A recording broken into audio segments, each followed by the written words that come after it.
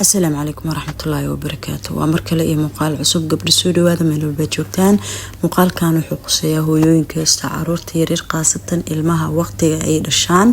أما مالك أي رشان إلا 4 سنة عنقاء وكجاريو هذا قصيه مقال كهموتين سويناكسن ودقيسو إن شاء الله. وورين تدايو عصب تاي channel كسودو سبسكرايب يسار إلى جري مقال كسينا شير جري وفكرة هذا إحنا قيبته وسه أو كومنتي كسوديبو أنت سكدي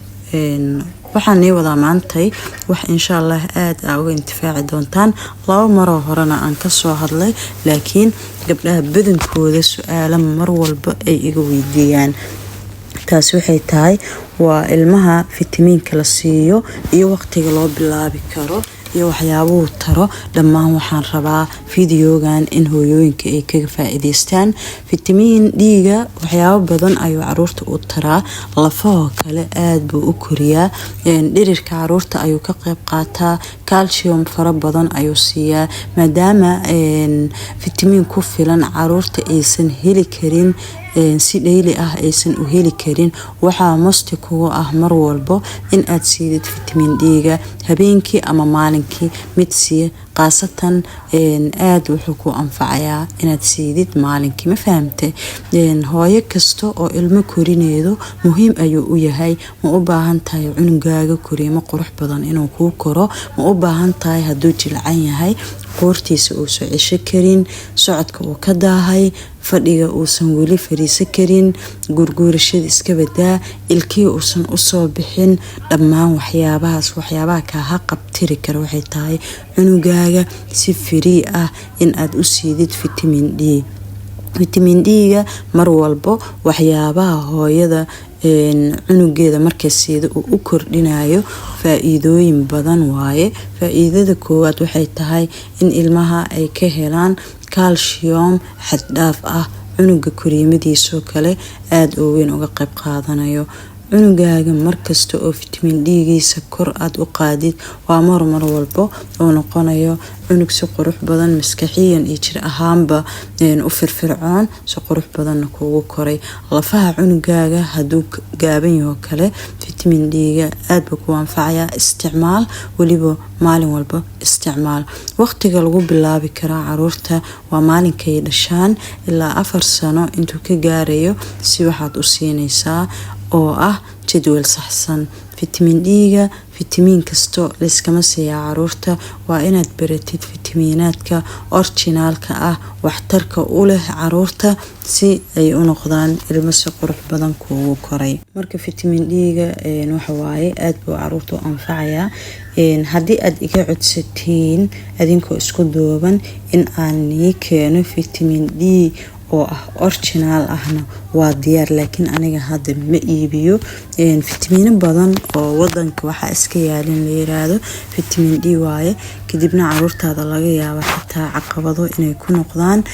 laakiin hooyada waxa muhiim ah fitamiin D-ga originalka ah caruurtaada waxyeelada aan gaarsiineynin bal faa'iido inay ka helaan maahane in ay aad u weyn uga faa'iideystaan fitamiin D-ga waxyaabo badan ayuu caruurta u taraa isku day marka ilmahaaga mar walbo inaad siidid fitamiin D-ga ilmaha xitaa lafaha qalooco oo tusaale ahaan oo kale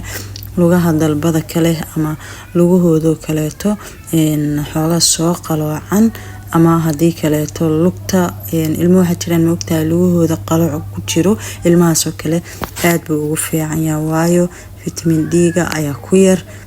calcium kalifoodan eber waaye caruurta kaleeto oo 4 sano ka koreey xitaa marmarka qaar waxa jiro lafa xanuun badan ay la kulmaan oo uga imaado fitamiinkii jirkooda uu u baahnaa maadaama aysan heleenin koriimo saxsan ay u baahnaayeen aysan heleenin in caruurta falcelin fara badan jirkooda laga dareemo sida lafa xanuun oo kaleeto lugaha inay xanuunaan mid kaleeto timoodo kaleeto ay daataan cunuga maqaar ahaan oo eber uu u yahay oo markasto cunuga maqaarkiisa uu si ifeenin abiteed xumo koriimadii hoos ah caata saa'id ah cunuga inuu noqdo waxyaabahaas oo dhan waxa keeno in ilmihii mar walbo fitamiinka eber uu ka yahay saali ajligeeda waxaa isku daydaa in fitamiin D-ga mar kasto aad siidid caruurtaada ha yaraadaan ha weynaadaan waxyaabo badan oo fawaa'id ah ayaad ka heli doontaa caruurtaadana ay ka heli doonaan run ahaantii marka aan kaaga waramo waxtarka vitamin D-ga waxyaabo badan ayuu caruurta ka kaalmeeyaa ilmaha yaryar oo kale waxaa jiraan caruur ilkaha aad uga soo daaho ama ilkooda burbur ku imaado waqtiga caananuuga taasi waxay cadeynaysaa in vitamin D-ga uu ku yaryahay ilmaha hadaa aragtid cunugaaga ilkihiisa kale in ay jajaban yihiin ama digl ay burburayaan nafaqadii ilkaha ay u baahnaayeen oo kale ama calciumka u baahnaa ilkihii ayaa hoos ah saali ajligeeda waxaad u baahan tahay in aad siidid ubadkaaga vitamin D si waxtar badan uga helo maadaama uu u baahan yahay kuna jiro marxaladii koriimada si wanaagsan oo ugu kori lahaa hooyooyin badan oo waxaa jiro vitamin D-ga dhahaan qoraxda kale waa ka heleynaa waa sax qoraxda waqtiga subax ay soo baxdo waa laga helaa laakiin ma kaafi karto maadaama cunugii maanta dhan qorax uusan joogeynin meel hoos ah ama hadii kaleeto meel kale uu iska joogo qoraxna saas uusan u arkeynin ama jirkiisa kale uusan rabin in qoraxda uu geeyo waxaa masti ku ah vitamin D-ga in aad siidid waxtar badan ayuu ka helayaa vitamin D-ga problemna malahan ilmahana aad bay u korisaa sharoobadan ay ujeedaan hadda waxaan ii soo xulay sharoobooyinka ugu wanaagsan aad sii kartid dhowr shirkadood oo waxaa jiraan sharoobooyinka iibiyo soo saaro maadaama ay yihiin kambaniyo lagu kalsoonaa karo sharoobooyinka oo kaleeto vitamin D-ga si wacan u soo saaro isku soo dheelitiro waxyaabaha caruurta ay u baahan yihiin oo kalena aad uga saacido marka kambaniyalkaas oo kale markay keenaan vitamin D-ga waa in aad markasto aad ogaatid si ilmahaaga si qurux badan oo kugu koro indhaha ku hay vitamin D-ga vitaminada caruurta waa la siiyaa gabdho si waxtar badan ay uga helaan ilmaha isku mid ma ahan ilmo waxaa jiraan abiteedkooda aad u hooseeyo kuwaas waxay khasaarinayaan jirkooda maadooyin badan oo nafaqooyin ah ayay khasaarinayaan saali ajligeeda markasta waxaa muhiim adiga kuu ah in aad ogaatid ilmahaas oo isha aad ku heedid aad ugu roonatid waxyaabaha oo fitamiinaadka ah si caruurtii jirkooda uusan u noqon jir nuxuus ah ama hadii kaleeto mar walbo cunuga oo xanuunsan yahay xanuun uusan ka bixi karin xitaa arga indhaha marka vitamin D-ga jirka uu ku yaryahay uu ka qayb qaataa isku day marka caruurtaada waxyaabaha waxtarka u leh inaad kula dadaashid anigana ma ka daali dooni insha Allah in aan soo gudbiyo waxyaabaha aan u arko in bulshada Soomaaliyeed qaasatan hooyooyinka aad u weyn ay u caawinayaan marka isku day in ilmahaaga vitamin D-ga oo kaleeto oo aad u siidid hal waqtiga ku filan marka cunuga markuu dhasho ku bilaabo goojo waaye waa ku bilaabe waad siinaysaa maasha Allah ilmaha marka ay gaaraan oo kale 4 sano wixii ka koreeyo ilaa 10 sano inta u dhaxeyso sharoobooyin oo kale iyo kaniiniyaal oo kale way jiraan caruurta la siiyo laakiin inta ka horeedo oo 4 sano ilaa cunuga uu ka dhalanayo waqtiga dhalmadiisa aad u weyn kuwaan yaryar ayaa u intifaacayo maadaama ay ku jiraan maadooyin loogu talagalay caruurta waqtiga ay dhashaan ilaa iyo 4 sano ay ka gaarayaan waxaan soo gelshay hadda ka hor ayadoo sharoobo waaweyn ah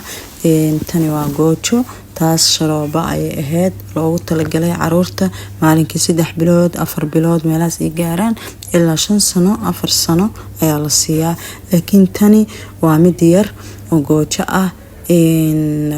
aadna u intifaacayso caruurta yaryar si marka sidaas oo kale ilmahaaga ay kugu koriso vitamin fiican ay kugu siido waa in aad ogaatid vitamin D-ga macnaha uu ugu fadhiyo ilmahaaga iyo faa'iidooyinka ugu jiro inaad siidid hadii kale waxaad ku wareeri doontaa in ilmahaaga waxyaabo badan jirkiisa markuu la isgareeyo kadibna aad dhaqtar maalin walba aad taagnaatid kadibna adigana bac buuxdo oo daawo ah lagu soo qoro ilmihina jiro aysan kaaga bixeenin markasta aad ku yeedid cunugayga qoorta ma cisho karo cunugayga socodka wuu ka daahay ilkii uma soo baxayaan cunugeyga ma guurguuranayo. waxyaabahaas oo dhan waxyaabaha keeno waxay kamid yihiin cunuga vitamin D-giisa hadduu hooseeyo si normal ah ay wax walba u habsaamayaan. laakiin haddaad siida vitamin D-ga